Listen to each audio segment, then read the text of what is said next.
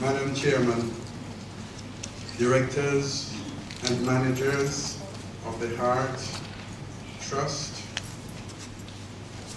special invited guests, ladies and gentlemen. Let me first acknowledge the very warm welcome and introduction, and hasten to say that it was with a great deal of pleasure that I accepted the invitation to address this gathering. This is partly the result of my close association with the NCTVET during the period of its development. I wish to congratulate the organization for the competence that it has acquired and the unique role that it now plays in promoting quality in vocational education and training. Well, I was asked about the definition of quality, and I had quality. We almost agreed. I had quality is the ability to satisfy desired objectives. Ladies and gentlemen, during the decade of the 90s, quality consciousness aroused the interest of businesses worldwide, resulting in unparalleled levels of prosperity to numerous companies and nations, which invested in good quality in their bid for excellence. At the very same time, a large percentage of businesses operating, particularly in developing countries, were reduced to utter frustration because they experienced serious decline in their earnings, resulting from the traditional methods of approach to business practices, which could not withstand fierce international competition. International trade today and in the foreseeable future will be quality driven, and quality will be determined by standards that are internationally recognized. Any enterprise operating on the basis of modern management principles needs to define its objectives and the broad methodologies for obtaining these objectives identified in the company's corporate policy. Within this policy framework, quality is the most important element for the success of that particular enterprise.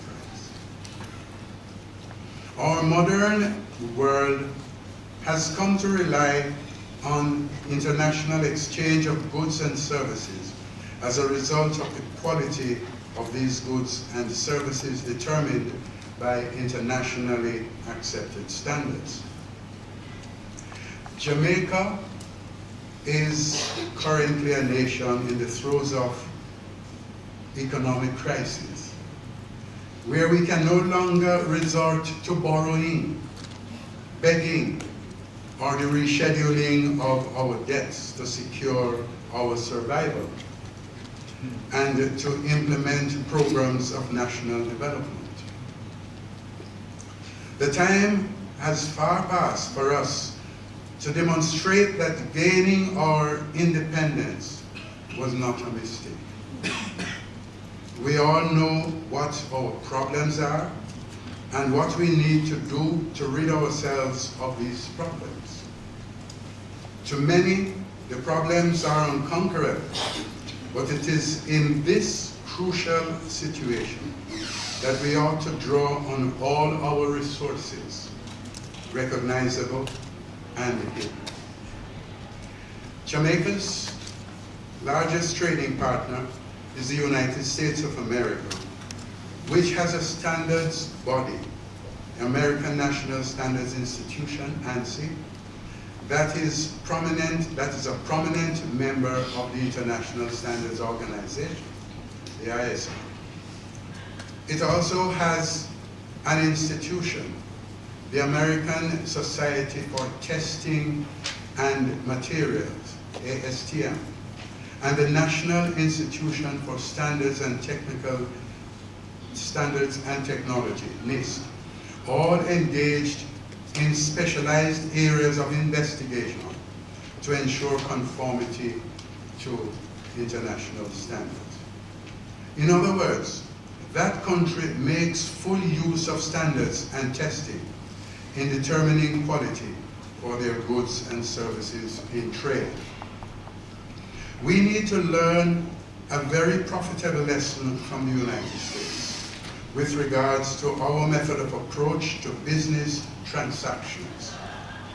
Closer investigation reveals that the International Trade Administration, the ITA, of the United States Department of Commerce, operates on behalf of the United States industry to ensure its competitiveness, fair trade, and compliance with trade laws and agreements worldwide. The ITA is linked to groups within the ITA itself. The ITA website, is linked to groups within the ITA and is relevant groups in and outside of the ITA. Also included are resources to help the US business people to be compliant in order to satisfy the requirements of national and international standards. The result was plain for everyone to see, that the United States became the world beater in international trade. But the secret remained hidden to many business persons elsewhere. At the heart of all this was the Malcolm Baldrige Quality System and Quality Award, and was coordinated, and this has coordinated the Total Quality Initiative. Despite the institutions, it is this body that coordinated the Total Quality Initiative. This program had one goal: to improve the performance and competitiveness of and the innovation in American organizations in the global marketplace. The prestigious Quality Award is open to all American businesses, non-profits, and government agencies. It is identified as a culture where all businesses of whatever kind become committed to quality. Many businesses and many business firms do not compete for the award, but they use the principles to ensure that products of the highest quality are produced.